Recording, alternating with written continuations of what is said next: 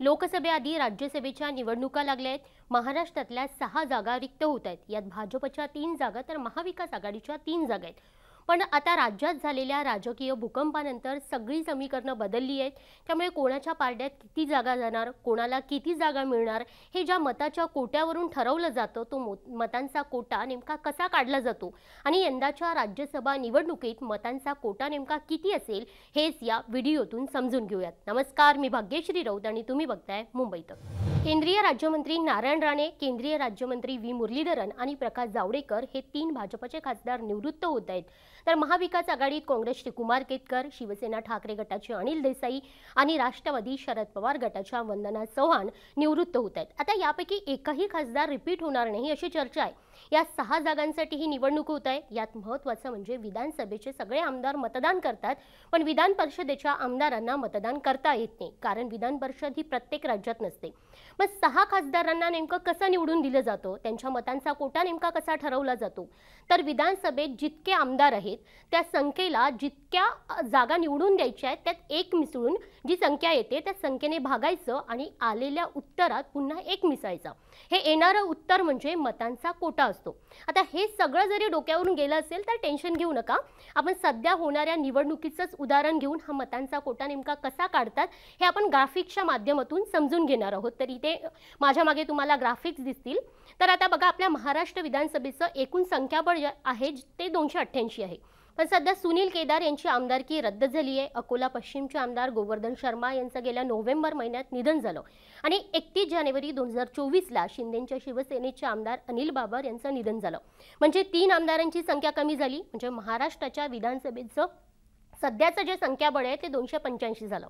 आता एकूण आपल्याला 6 खासदारांना निवडून द्यायचा, तर तो कोटा नेमका कसा काढतात तर आपण हे पुढच्या ग्राफिक्समधून समजून घेणार आहोत। तर आपण पुढचं ग्राफिक्स इथे बघू शकतो की 6 खासदारांना निवडून द्यायचं आहे आणि त्या 6 खासदारांना निवडून द्यायचे आहे त्यात आपण एक मिसळायचा, म्हणजे ही येणारी संख्या जी असेल ती 7 होईल। आता या 7ने जे संख्याबळ आहे 285 आपल्या खासदारांचं, त्या 285ला या 7ने भागायचं, म्हणजे आपलं येणारं उत्तर जे आहे ते 40.71 येईल। आता या येणाऱ्या उत्तरात आणखी एक मिसळायचा, म्हणजे याचं उत्तर येतं ते 41.71, म्हणजे राऊंड फिगर जो मतांचा कोटा असतो तो 42 आहे। आता प्रत्येक खासदाराला हा मतांचा कोटा पूर्ण करावा लागतो, म्हणजे या निवडणुकीत प्रत्येक उमेदवाराला 42 आमदारांची मतं मिळणं गरजेचं आहे। 42 मतं मिळाली तर तो उमेदवार राज्यसभेत निवडून जाऊ शकतो। पण मग कोणत्या पक्षाकडे किती मतं आहेत तर हे आपण आपल्या ग्राफिक्सच्या माध्यमातून आपण समजून घेणार आहोत। आपण पुढच्या ग्राफिक्समध्ये ते पाहूयात की कोणत्या पक्षाकडे किती मतं आहेत नेमकं। तर सध्या राज्यातल्या बदललेल्या समीकरणांमुळे राज्यसभेचं गणितही बदललेलं आहे। निवृत्त होणाऱ्या खासदारांमध्ये 3 जागा महाविकास आघाडीच्या असल्या तरी या निवडणुकीत त्यांना 3 जागा मिळणार नाहीत। शरद पवार गटाला त्यांची वंदना चव्हाण यांची जागा राखता येणार नाही, तर उद्धव ठाकरे गटाला अनिल देसाईंची जागा राखता येणार नाही, कारण त्यांच्याकडे आमदारांची संख्या कमी आहे। अजित पवार त्यांच्याकडे 43 आमदार असल्याचा दावा करतात। तसेच शरद पवार गटानं 41 आमदारांविरोधात अपात्रता याचिका दाखल केली आहे, म्हणजे शरद पवार गटाकडे 9च्या जवळपास आमदार आहेत, त्यामुळे त्यांना त्यांची जागा राखता येणार नाही, कारण मतांचा कोटा हा 42 आहे। दुसरीकडे ठाकरेंकडे फक्त 16 आमदार आहेत, त्यामुळे त्यांनाही त्यांची जागा राखता येणार नाही। महाविकास आघाडीत राहिला प्रश्न काँग्रेसचा, तर काँग्रेसकडे 44 आमदार आहे आणि हा मतांचा कोटा जो आहे तो 42 आहे, त्यामुळे काँग्रेसला त्यांची जागा राखता येईल। यावरून एक स्पष्ट आहे की महाविकास आघाडीकडून फक्त एका उमेदवाराला राज्यसभेवर पाठवता येणार आहे।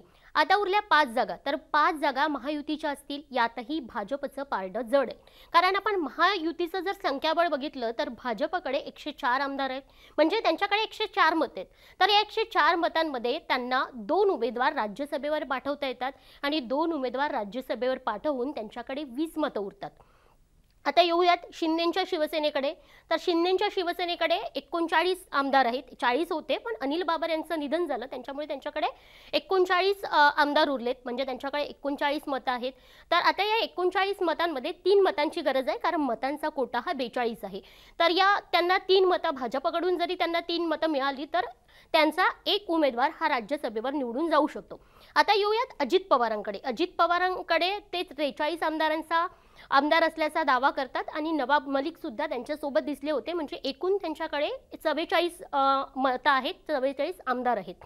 तर 44 मतांमध्ये त्यांना एक उमेदवार राज्यसभेवर पाठवता येऊ शकतो आणि एक उमेदवार राज्यसभेवर पाठवून त्यांच्याकडे 2 मतं उरतात. म्हणजे एकूण भाजप, शिवसेना आणि अजित पवार यांचे 4 उमेदवार जे आहेत ते राज्यसभेवर निवडून जाऊ शकतात. पण यांचा 5वा उमेदवार देखील राज्यसभेवर निवडून जाऊ शकतो आणि तो कसा निवडून जाऊ शकतो हे आपण पुढच्या ग्राफिक्समध्ये समजून घेणार आहोत. तर आपण इथे बघू शकतो भाजपकडे एकूण 20 मतं होती, पण शिंदेंच्या उमेदवाराला ती 3 मतं जर त्यांनी दिली तर त्यांच्याकडे 17 मतं उरतात. येऊयात अजितदादाकडे. तर अजितदादांकडे 2 मतं उरलेली आपण बघितली. अपक्ष यांच्या अपक्षांचा 13 अपक्षांचा पाठिंबा आहे आणि बहुजन विकास आघाडी असेल, प्रहार असेल असे जे पक्ष आहेत त्यात सगळे 10 मतं आहेत. त्याच 10 पक्षांचे सहकारी पक्षाचे, म्हणजे एकूण यांच्याकडे 42 मतं उरतात आणि हा 42 मतांचा जो कोटा आहे त्यामध्ये या 42 मतांमध्ये यांना आणखी 5वा उमेदवार हा राज्यसभेवर पाठवता येऊ शकतो. आता राहिला प्रश्न हा महाविकास आघाडीचा. तर महाविकास आघाडीचं संख्याबळ नेमकं किती आहे, त्यांना किती उमेदवार पाठवता येतील राज्यसभेवर, हे आपण पुढच्या ग्राफिक्समध्ये समजून घेणार आहोत. तर आपण पुढच्या ग्राफिक्समध्ये पाहू शकतो की महाविकास आघाडीचं जे संख्याबळ आहे तर काँग्रेसकडे 44 आमदार आहेत, तर आणि मतांचा कोटा हा 42 आहे. त्याच्यामुळे काँग्रेस 44 आमदारांमध्ये एक उमेदवार राज्यसभेवर पाठवून त्यांच्याकडे 2 मतं उरतात. ठाकरे गटाकडे 16 आमदार आहेत, तर त्यांना 0 उमेदवार राज्यसभेवर पाठवता येतील, म्हणजे त्यांना एकही उमेदवार पाठवता येणार नाही. अनिल देसाई त्यांची जी जागा आहे आता रिक्त होते ती सुद्धा त्यांना राखता येणार नाहीये. तर त्यांची जे 16 मतं आहेत ती जशीच्या तशी 16 मतं उरतात. महाविकास आघाडीत कुठल्या दुसऱ्या उमेदवाराला त्याचा फायदाच होणार नाहीये. राहिला प्रश्न शरद पवार गटाचा, राष्ट्रवादीचा. तर यात 9 आमदार आहेत शरद पवार गटाकडे आणि त्यांनाही 9 आमदारांमध्ये त्यांची वंदना चव्हाण यांची जी जागा आहे ती राखता येणार नाहीये. त्याच्यामुळे शरद पवार गटाचे देखील मतं जे आहेत 9 मतं ते जशास तसे उरतात.